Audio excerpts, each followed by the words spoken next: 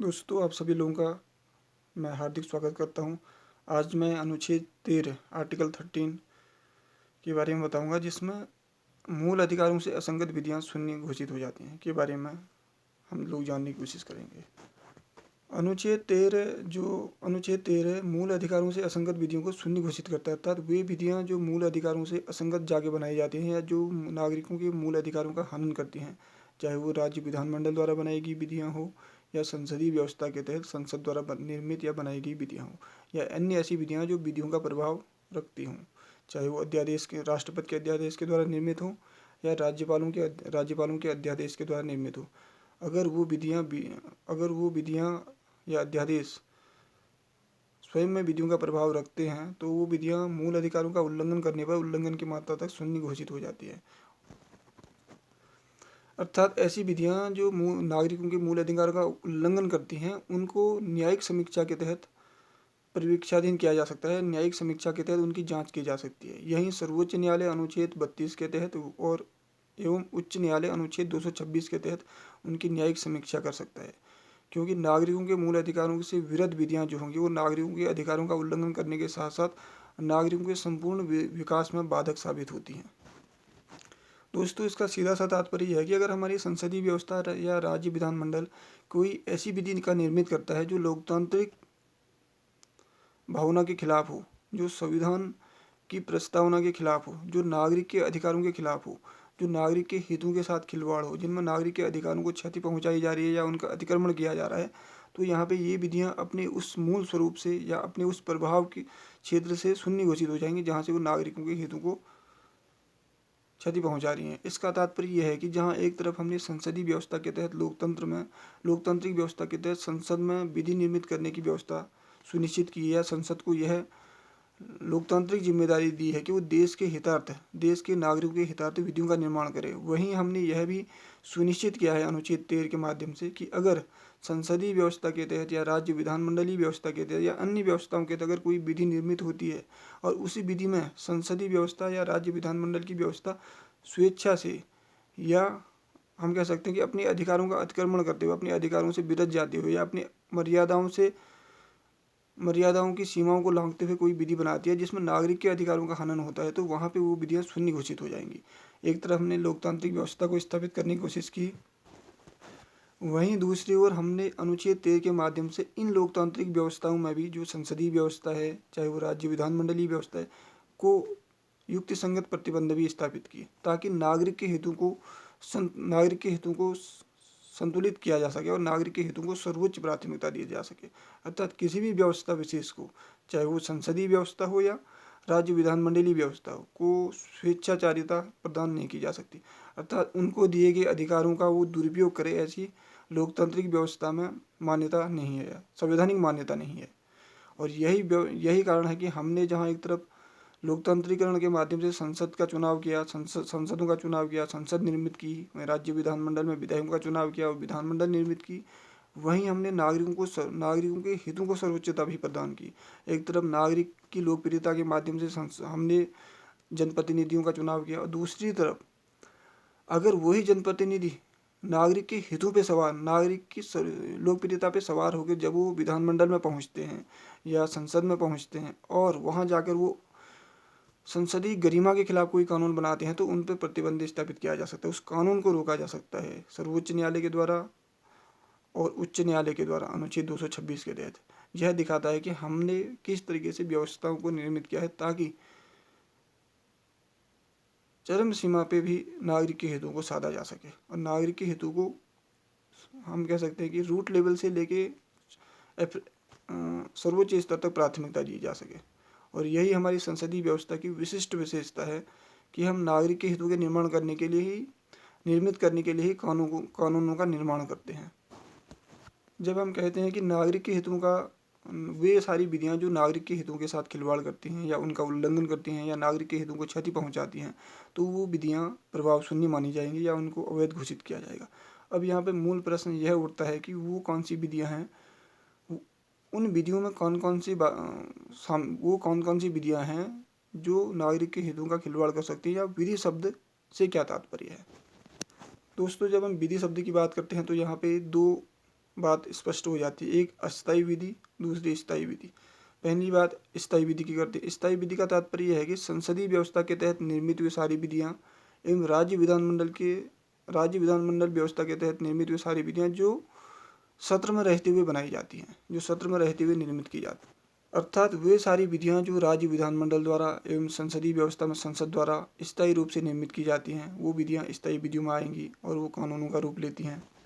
जिसमें केंद्र सरकार और राज्य सरकार दोनों स्थायी रूप से विधियों का निर्माण करते हैं। दूसरी विधियाँ होती है अस्थायी विधियाँ, अर्थात वे विधियाँ जो राष्ट्रपति एवं राज्यपालों के द्वारा, अर्थात संसद में राष्ट्रपति द्वारा और राज्यों में राज्यपालों के द्वारा सदन के सत्र में न रहते हुए निर्मित की जाती है। अर्थात जब संसद सत्र में ना हो और राज्य विधानमंडल सत्र में ना हो, तब अल्पकालिक विधियाँ बनाई जाती हैं। जरूरत की आवश्यकताओं के अनुरूप जब विधियों के निर्माण करने की आवश्यकता होती है, जब महसूस होता है कि इस समय इस विधि का निर्माण करना इस समस्या के समाधान के लिए अपरिहार्य है, तो ऐसे समय में जो विधियाँ निर्मित की जाती हैं, उन विधियों को अल्पकालीन विधियाँ हम कह सकते हैं या अस्थायी विधियाँ कह सकते हैं। परंतु जो विधियाँ निर्मित की जाती हैं, जो अस्थायी विधियाँ निर्मित की जाती हैं, चाहे वो संसद में राष्ट्रपति के द्वारा हो या राज्यों में राज्यपालों के द्वारा हो अध्यादेश के माध्यम से, वे विधियाँ तब तक प्रभाव में रहती हैं जब तक उनकी समय सीमा होती है। अर्थात जब सत्र सदन में आ जाता है, चाहे वो संसद हो या राज्य विधानमंडल हो, सत्र के सदन में आते ही उन विधियों को पारित करना अनिवार्य होता है, अन्यथा वो विधियाँ अपने मूल स्वरूप में अप्रभावी हो जाती है। उन विधियों का प्रभाव आगे कंटिन्यूअस नहीं रहता है, वो विधियाँ आगे अप्लाई नहीं की जा सकती हैं। इसके पीछे भी कारण यह है कि जब हम संसद सत्र में नहीं होती है तो जरूरी आवश्यक समस्याओं के समाधान के लिए या जरूरी आवश्यकताओं के लिए हम विधियों का निर्माण करते हैं, जो देश की आवश्यकताओं के लिए संसद में और राज्य की आवश्यकताओं के लिए राज्य विधानमंडल में। परंतु जैसे ही सत्र सदन में आता है तो हाँ, यह अपेक्षा की जाती है कि सत्र के सदन में आते ही बहुमत वाली सरकार और साथ साथ संपूर्ण सरकार उस विधि विशेष में अपने मत स्पष्ट करे और उस विधि विशेष के पक्ष में अपने मतों को रखे, और ऐसे ही संसदीय व्यवस्था में, ऐसे ही राज्य विधानमंडलीय व्यवस्था में। परंतु अगर वो विधि अस्वीकार्य हो जाती है तो स्पष्टतः वो उस समय से ही अपने मूल स्वरूप में नष्ट हो जाएगी। अगर उस विधि को स्वीकार कर लिया जाता है तो उस विधि का प्रभाव आगे भविष्य में भी जारी रहेगा। दोस्तों, इसके बाद थर्ड नंबर में आता है प्रत्यायोजित विधान, अर्थात ऐसे विधान जो नेचुरली हम कह सकते हैं प्रकृति में संवैधानिक साधन अर्थात अध्यादेश, आदेश, विनिमय, नियम द्वारा निर्मित की जाती है, अर्थात जिसमें अधिसूचना शामिल होती है और साथ ही विधि को सूक्ष्म स्तर से निर्मित किया जाता है। अर्थात विधि का बल, विधि का प्रभाव क्षेत्र, विधि की प्रकृति उनमें समाहित होती है, चाहे वो अध्यादेश हो, अधिसूचना हो, नियम हो, विनिमय हो या अन्य कोई नोटिफिकेशन हो जो विधि का बल रखता है। इनको हम प्रत्यायोजित विधान भी कहते हैं। और साथ ये विधियाँ भी विधियों के समतुल्य ही विधि का बल रखती हैं, अर्थात इन विधियों का प्रभाव क्षेत्र भी वैसे ही होता है जैसे स्थायी विधियों का या परमानेंट विधियों का होता है।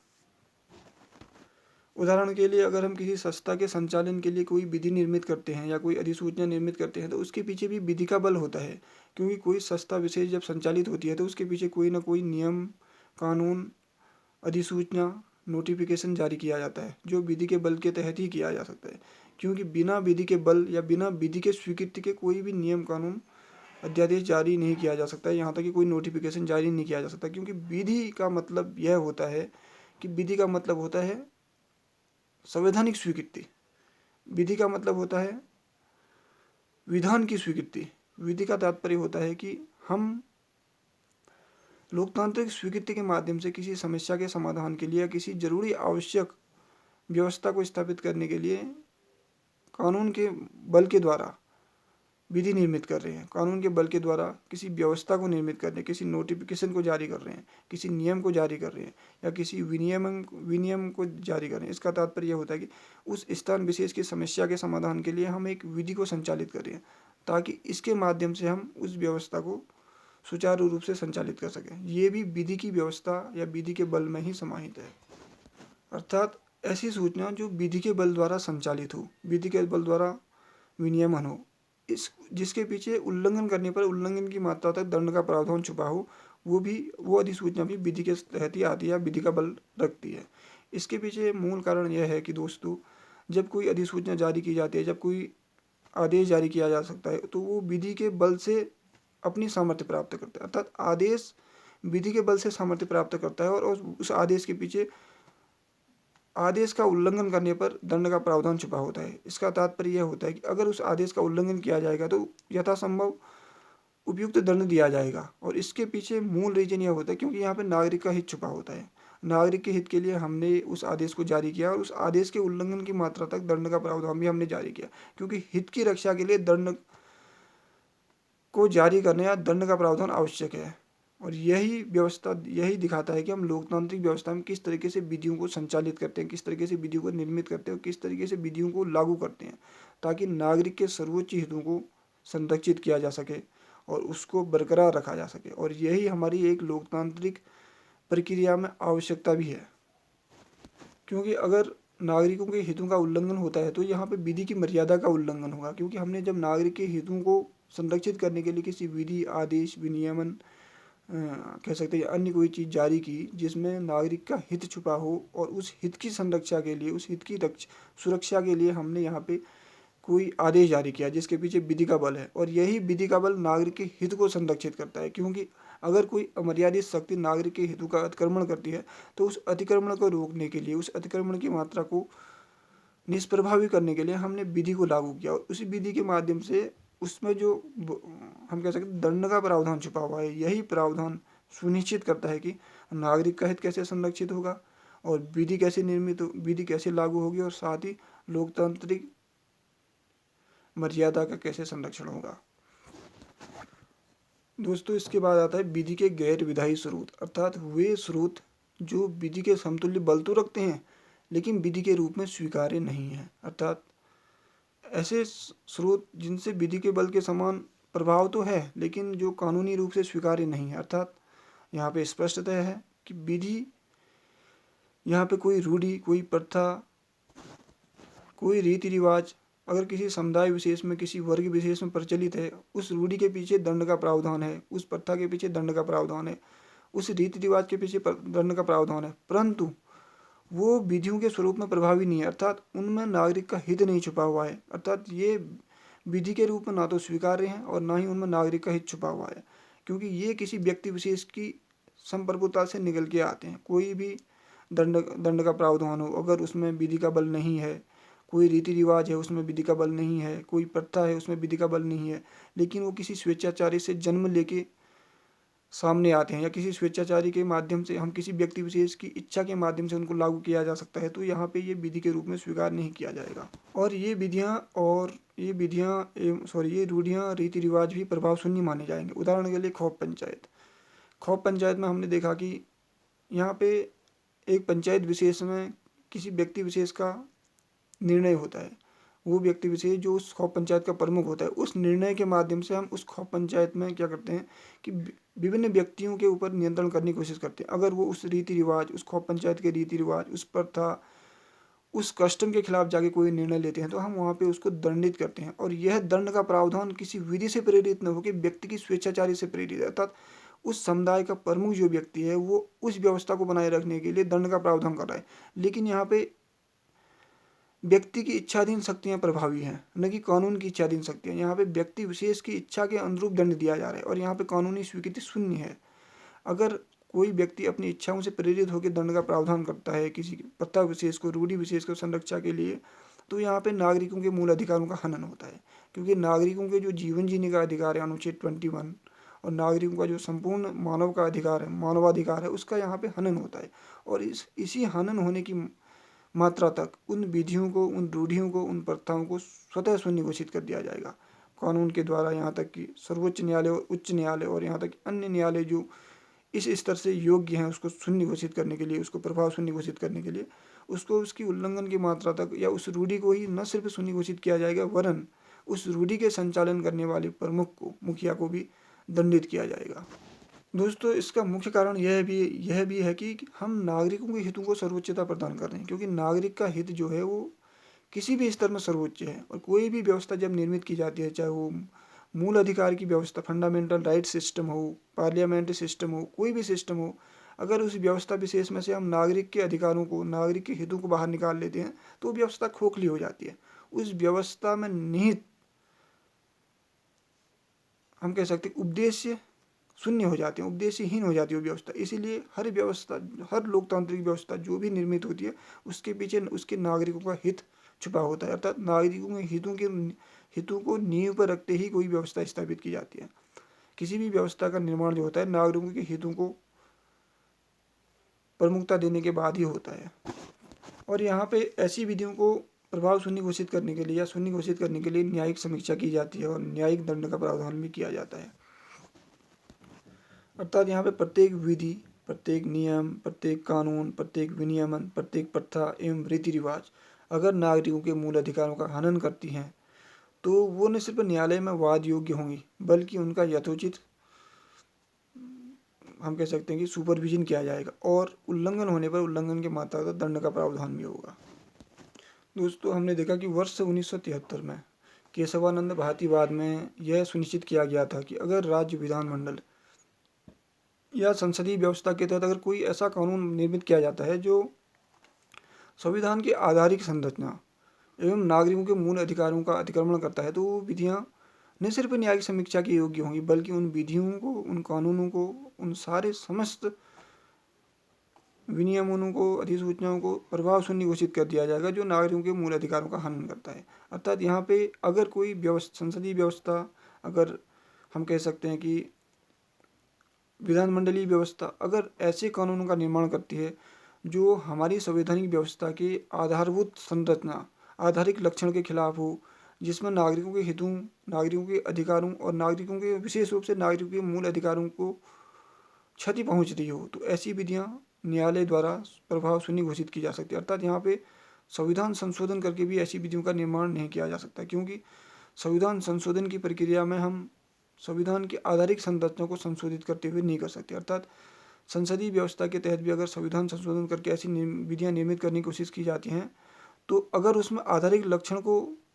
चुनौती दी जा रही है या उसको क्षति पहुँचाई जा रही है तो ऐसे समय में वो विधियाँ स्वीकार्य नहीं होंगी और ना ही वो संविधान संशोधन के माध्यम से निर्मित विधियाँ स्वीकार्य होंगी। अर्थात यह दिखाता है कि हम किस व्यवस्थाओं को किस तरीके से निर्मित कर रहे हैं। हमारी संसदीय व्यवस्था, हमारी लोकतांत्रिक व्यवस्था में हमने नागरिकों के हितों को अपनी संसदीय व्यवस्था में आधारिक संरचना के आधार पर तय किया। अर्थात संसदीय व्यवस्था की अर्थात लोकतांत्रिक व्यवस्था में हमारी जो संविधान की आधारिक संरचना है, आधारिक जो लक्षण है, उसमें नागरिक का हित छुपा हुआ है और नागरिक के हितों का संरक्षण का मूल स्रोत भी हमारे संविधान के आधारिक लक्षण ही है, क्योंकि संविधान के आधारिक लक्षणों का संरक्षण सर्वोच्च न्यायालय द्वारा, उच्च न्यायालय द्वारा किया जाता है और सर्वोच्च न्यायालय को इसीलिए संविधान का गार्जियन ऑफ द कॉन्स्टिट्यूशन भी कहा जाता है। तो इसका मूल कारण यही है कि वो संविधान के मूलभूत आधारिक लक्षणों की संरक्षा करता है, उसकी सुरक्षा करता है, क्योंकि इनमें नागरिक का हित छुपा हुआ है। यहीं से नागरिक के हितों का जन्म होता है, यहीं से नागरिक के हितों को हम कह सकते हैं पंख लगते हैं, उनको विकास होता है और इसी आधार पर हम किसी भी व्यवस्था को निर्मित करते हैं कि वो नागरिकों के हितों के खिलाफ है या नागरिकों के हितों के अनुरूप है। दोस्तों, आज हमने कोशिश की कि अनुच्छेद 13 क्या है और अनुच्छेद 13 की महत्वपूर्ण विशेषता क्या है को जानने की कोशिश की। यह कुछ इस तरीके से है कि जिस तरीके से क्रिकेट टीम का कैप्टन जो होता है वो क्रिकेट टीम के प्रत्येक मेंबर द्वारा लिए गए उस निर्णय को स्वीकारता है जो क्रिकेट टीम के हित को साधता है और हर उस निर्णय को नकारता है जो क्रिकेट टीम के हितों के खिलाफ होता है। ऐसे ही अनुच्छेद 13 राज्य विधानमंडल द्वारा और संसदीय व्यवस्था द्वारा लिए गए उस प्रत्येक कानूनी निर्णय को स्वीकारता है जो नागरिकों के हितों के अनुरूप हो और प्रत्येक उस कानूनी निर्णय को अस्वीकार देता है जो नागरिकों के हितों के खिलाफ होता है। क्योंकि जिस तरीके से क्रिकेट टीम के कैप्टन का एक सर्वोच्च लक्ष्य होता है कि क्रिकेट टीम के हितों को संरक्षण करते हुए उसको जीत की ओर ले जाया जाए, वैसे ही भारतीय संविधान का ये सर्वोच्च दायित्व है कि संसदीय व्यवस्था के तहत, राज्य विधानमंडलीय व्यवस्था के तहत नागरिकों के हितों को सर्वोच्चता प्रदान करते हुए देश को एक नई ऊंचाइयों की ओर ले जाया जाए। और यही दिखाता है कि किस तरीके से हम अच्छे निर्णयों को स्वीकार कर रहे हैं जो देश के हितों के अनुरूप हैं और उन सारे बुरे निर्णयों को नकार रहे हैं जो नागरिकों के हितों के खिलाफ हैं। यही यहाँ पे जो न्यायिक पुनर्अवलोकन की न्यायिक समीक्षा है, न्यायिक पुनर्अवलोकन की व्यवस्था है, यही हमारे मूल अधिकारों और नागरिकों के मध्य एक संतुलन स्थापित करती है। अर्थात न्यायिक समीक्षा का जब प्रश्न आता है तो उसमें मूल अधिकारों का हनन छुपा होता है, नागरिकों के मूल अधिकारों का हनन छुपा होता है और इसी हनन को रोकने के लिए हमने न्यायिक समीक्षा की व्यवस्था की, ताकि न्यायिक रूप से उसकी समीक्षा की जा सके और नागरिक के हितों को कहाँ पे चोट पहुँचाई जा रही है और कहाँ पे क्षति पहुँचाई जा रही है उस क्षति की मात्रा तक उसको रोका जा सके और उसकी सुरक्षा, उस नागरिक को उस क्षति से सुरक्षा दी जा सके। यही हमारे अनुच्छेद 13 की महत्वपूर्ण विशेषता है, क्योंकि यहाँ पे अनुच्छेद 13 के 2 भाग हैं। प्रथम भाग में अनुच्छेद अर्थात यहाँ पे पृथक, हम कह सकते हैं suppress theory of the separation लागू होता है, अर्थात पृथक्करण का सिद्धांत। हम देखते हैं अनुच्छेद 13 फर्स्ट के अनुसार आर्टिकल 13 फर्स्ट पार्ट, अर्थात वे कानून जो पृथक करने के बाद स्वीकार योग्य नहीं है, और अनुच्छेद 13 में वे कानून, अनुच्छेद 13 के 2 भाग, वे कानून जो पृथक करने के बाद स्वीकार योग्य हैं। अर्थात हम देखते हैं कि जो कानून निर्मित किया गया है और उस कानून में जो नागरिकों के अधिकारों का उल्लंघन हो रहा है, उल्लंघन की मात्रा क्या है और निर्मित होने के बाद उसमें किस स्तर तक उसका उल्लंघन हो रहा है, इसी उल्लंघन की मात्रा को उस कानून से अगर हम हटा देते हैं और हटाने के बाद अगर उस कानून की कोई स्पष्ट परिभाषा, इस युक्ति संगत कोई परिभाषा है और जो नागरिक के हितों के अनुरूप है, तो उस कानून को स्वीकार किया जाता है। अगर नहीं है तो उस कानून को अस्वीकार कर दिया जाता है, क्योंकि यहाँ पे नागरिकों के हितों को सर्वोच्चता दी जा रही है, न कि कानूनों के निर्माण को। कानूनों का निर्माण भी नागरिकों के लिए ही होता है। जो यहाँ पे अनुच्छेद 13 के अनुसार जो वैध भाग होगा, अगर वो न्यायिक रूप से स्वीकार्य है तो उसको कानून के रूप में स्वीकार किया जाता है। अगर वो न्यायिक रूप से स्वीकार्य नहीं है तो कानून के रूप में उसको स्वीकार नहीं किया जाता है, क्योंकि यहाँ पे नागरिक के हित के अनुरूप ही उसको न्यायिक रूप से स्वीकार किया जाएगा और नागरिक के अहित के अनुरूप उसको न्यायिक रूप से अस्वीकार कर दिया जाएगा। दोस्तों, इसका मुख्य उद्देश्य ये भी है, क्योंकि हमारे अनुच्छेद 20 और 21 के तहत जीवन जीने का अधिकार, और हम इस तरीके से इसको आधार बनाते हुए हम नागरिक को सुरक्षा प्रदान करते हैं, क्योंकि कोई भी कानून नागरिक के लिए है, नागरिक कानून के लिए नहीं है। अर्थात नागरिक को कानून का शिकार नहीं बनाया जा सकता है और नागरिक के हितों की सुरक्षा के लिए ही हम कानूनों का निर्माण करते हैं। परंतु अनुच्छेद 352 के तहत राष्ट्रीय आपातकाल के दौरान जब कोई बाह्य युद्ध आक्रमण की आशंका हो, तो ऐसे समय में हम कुछ अधिकारों का निलंबन कर देते हैं, लेकिन उस निलंबन की मात्रा में भी जीवन जीने का अधिकार बना होता है। लेकिन हम यहाँ पे ये देखते हैं कि जब राष्ट्रीय सुरक्षा, राष्ट्रीय एकता, अखंडता और राष्ट्रीय हित का प्रश्न आता है, तो हम नागरिक के कुछ मूलभूत अधिकारों को उससे हटा देते हैं। इसके पीछे मूल कारण ये होता है कि हम नागरिक की सुरक्षा के लिए ही राष्ट्रीय सुरक्षा को सुनिश्चित कर रहे हैं। जब राष्ट्रीय सुरक्षा सुनिश्चित है, तभी नागरिक की सुरक्षा भी सुनिश्चित है। इसलिए नागरिक की सुरक्षा को सुरक्षित करने के लिए हम राष्ट्रीय एकता, अखंडता को बनाए रखने के लिए अनुच्छेद 352 लागू करते हैं, और इसी में नागरिक के कुछ उन अधिकारों को हटा दिया जा सकता है जिससे यह महसूस होता है कि वो राष्ट्र के एकता, अखंडता एवं उसकी सुरक्षा के खिलाफ हो सकता है या उसकी सुरक्षा के खिलाफ जा सकते हैं। यहाँ पर कुछ आंतरिक सुरक्षा एवं बाह्य आक्रमण के कारण कुछ नागरिक के मूलभूत अधिकार निलंबित हो जाते हैं, क्योंकि दोस्तों यहाँ पे मूलभूत प्रश्न है राष्ट्र के जीवन को बचाने का। अब यहाँ पे एक बहुत ही महत्वपूर्ण, हम कह सकते हैं कि विशेषता यह है कि जहाँ हम राष्ट्र के जीवन को बचाने का प्रश्न जब हमारे सामने आता है, तो हम अनुच्छेद 352 को लागू करते हैं, और अनुच्छेद 352 के तहत ही हम नागरिक के कुछ अधिकारों का तो हनन करते हैं, नागरिक के कुछ अधिकारों को उससे छीन लेते हैं, लेकिन नागरिक के जीवन जीने के अधिकार को हम संरक्षित रखते हैं। जब राष्ट्र के जीवन को बचाने का प्रश्न आता है, तो हम नागरिक के जीवन को भी साथ साथ में बचा रहे होते हैं, लेकिन नागरिक के उन अधिकारों को उससे छीन लेते हैं जो राष्ट्र के जीवन के खिलाफ या राष्ट्र के जीवन की सुरक्षा के खिलाफ जा सकते हैं। ऐसे समय में हम एक बेहतरीन संतुलन स्थापित करते हैं, एक ऐसा संतुलन जहाँ पे नागरिक के जीवन को संरक्षित कर रहे हैं, साथ साथ राष्ट्र के जीवन को संरक्षित करने की कोशिश करें, क्योंकि दोनों एक दूसरे के कम्प्लीमेंट हैं एवं सप्लीमेंट हैं। दोस्तों, ऐसे समय में नागरिक के मूल अधिकारों को कुछ इस तरीके से संरक्षित किया जाता है कि नागरिक अपने मूल अधिकारों की तो संरक्षा कर सके, वो भी जीवन जीने के अधिकारों को, लेकिन वो इसमें न्यायिक समीक्षा के तहत राष्ट्रीय हित के खिलाफ जाके न्यायिक समीक्षा ना ले। अर्थात नागरिक के जो मूलभूत अधिकार जीवन जीने के हैं 20 एवं 21, उसकी तो हम सुरक्षा करते हैं। साथ ही नागरिक अगर इस व्यवस्था में, जब हम राष्ट्रीय एकता एवं अखंडता का प्रश्न हो, तो नागरिक न्यायिक समीक्षा के लिए नहीं जा सकता, क्योंकि हम राष्ट्रीय एकता एवं अखंडता को बनाए रखने के लिए ही नागरिक के जीवन को बनाए रखते हैं और उस नागरिक के जीवन को संरक्षित करते हैं। तो यहाँ पे हमने एक, हम कह सकते हैं कि संतुलन स्थापित करने की कोशिश की, एक ऐसा संतुलन जहाँ पे हम नागरिक के साथ साथ देश को भी संरक्षित करने की कोशिश कर रहे हैं। दोस्तों, आज हमने जाना कि अनुच्छेद 13 की वास्तविक भूमिका क्या है, किस तरीके से यह लागू होता है, किस तरीके से ये उन कानूनों के ऊपर संयम, कानून के ऊपर मर्यादा स्थापित करता है जो नागरिकों के हितों के खिलाफ जाके बनाए जाते हैं, और किस तरीके से सर्वोच्च न्यायालय या उच्च न्यायालय उसमें सुपरविजन करते हैं, और हमने देखा कि न्यायिक व्यवस्था, संसदीय व्यवस्था, विधायिका व्यवस्था एवं नागरिक के अधिकारों के मध्य कैसा संबंध स्थापित है, कैसा एक संतुलन स्थापित करने की कोशिश की गई है, ताकि एक राष्ट्र के निर्माण को बढ़ाया जा सके, एक राष्ट्र के निर्माण को संरक्षित किया जा सके और एक नागरिक को व्यवस्थित किया जा सके, एक नागरिक को सुरक्षित किया जा सके। और यही हमारी अनुच्छेद 13 की एक महत्वपूर्ण और एक विशिष्ट विशेषता है, जो यह दर्शाती है कि हम एक लोकतांत्रिकरण की प्रक्रिया के तहत किस तरीके से नागरिक के अधिकारों को संरक्षण देने के लिए व्यवस्थाओं को निर्मित करते हैं और उन व्यवस्थाओं में भी आपसी मधुर संबंध एवं संतुलन स्थापित करते हैं। और इसी मधुर संबंध, संतुलन एवं नैतिकता के माध्यम से हम कह सकते हैं कि संवैधानिक नैतिकता के माध्यम से हम एक देश को एकता, अखंडता एवं उसकी सुरक्षा सुनिश्चित करते हैं। आई होप दोस्तों आज का वीडियो आप लोगों को पसंद आया होगा। Thank you very much.